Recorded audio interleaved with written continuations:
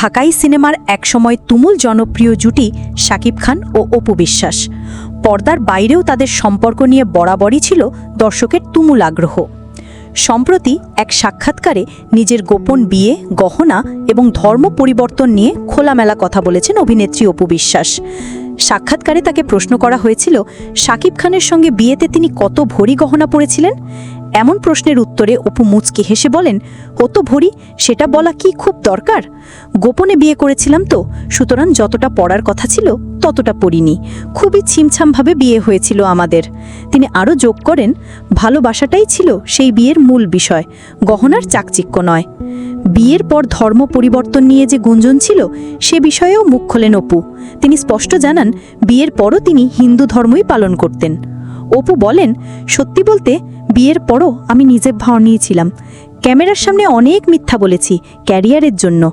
শাকিব তখন আমার স্বামী ছিল, তাকে সাপোর্ট করাই আমার দায়িত্ব ছিল। সবাই ভাবতো আমি মুসলিম হয়েছি, কিন্তু আসলে আমি হিন্দুই ছিলাম এবং আছি। প্রসঙ্গত 2008 সালের 18 এপ্রিল শাকিব খান ও অপু বিশ্বাস গোপনে বিয়ে করেন।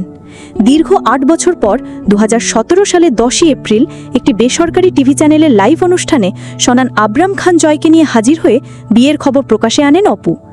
এই ঘটনার পরই তাদের সম্পর্কে টানাপোড়েন শুরু হয় এবং 2018 সালের 12ই মার্চ তাদের আইনি বিচ্ছেদ ঘটে। তবে বিচ্ছেদ হলেও সাবেক স্বামী শাকিব খানের সঙ্গে এখনও সুসম্পর্ক বজায় রেখেছেন অপু বিশ্বাস। তিনি জানান, তাদের সন্তান আবরাম খান জয়ের সব ধরনের দায়িত্ব শাকিব খান পালন করছেন।